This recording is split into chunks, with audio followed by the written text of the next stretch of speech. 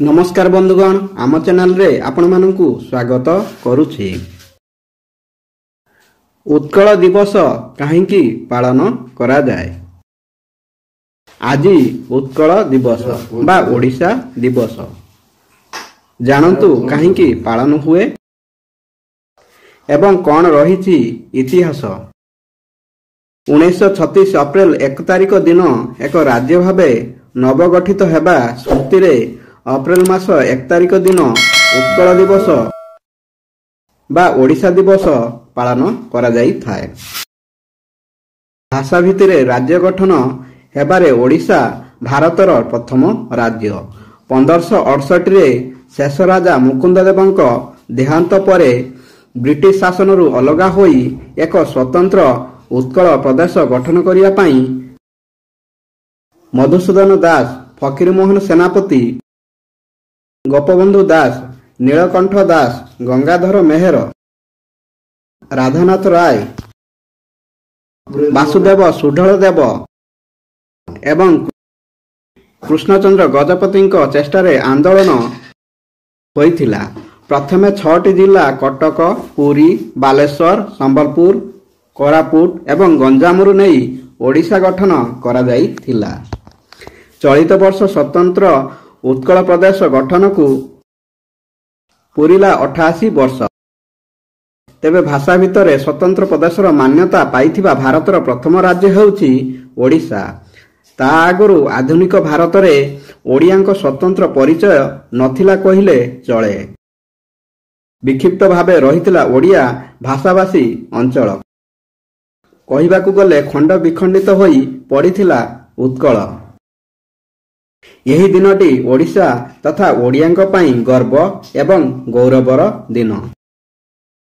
बहु घात प्रतिघात मध्यरे यही दिन स्वतंत्र प्रदेश गठन होइथिला। यह थिला 19विंश शताब्दीर शेष भागरु आरंभ होइथिबा ओडिशार नवजागरण पर्वर चूड़ांत फलश्रुति। जेउ मानकर साधना संकल्प संग्राम जोगु ओडिया जाति भाषा, साहित्य, संस्कृति, ऐतिह्य, परंपरा आदि सुसंगठित।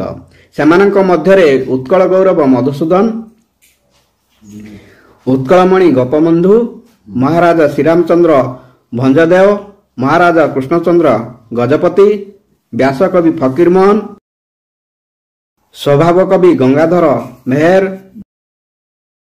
कविवर राधानाथ राय,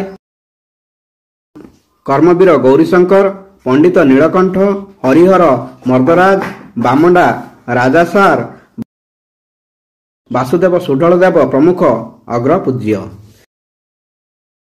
काहींकी पालन हुए उत्कल दिवस। पूर्वरु ओडिशा बिहार एक अंश होई रहिथिबा बेले 1936 मसिया एही दिन रे नूतन प्रदेश भाबरे प्रतिष्ठा होइथिला ओडिशा।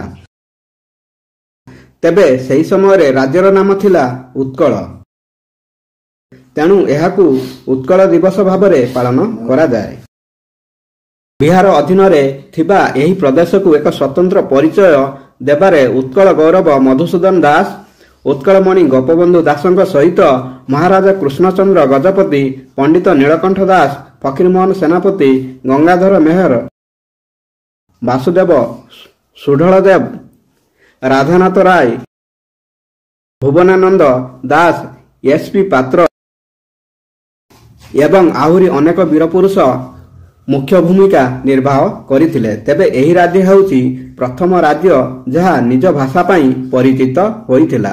नूतन राज्य भावे गढ़ी उठिथिबा ओडिशा 6टी जिला को नहीं गठन करा जाइथिला। एही जिला गुड़िक हेउछि कटक, पुरी, बालेश्वर, संबलपुर, कोरापुट एवं गंजाम। तेबे राज्यर राजधानी पूर्वरु थिला कटक। तेबे ओडिशार स्वतंत्र परिचय एवं प्रतिष्ठा दिवस को मन रखिबा पई यही दिन को पालन करिथांती कोटि कोटि ओडिया। अनेक स्थान रे यहाकु पालन करिबा पई यही अवसर रे विभिन्न कार्यक्रम अनुष्ठित होइथाय।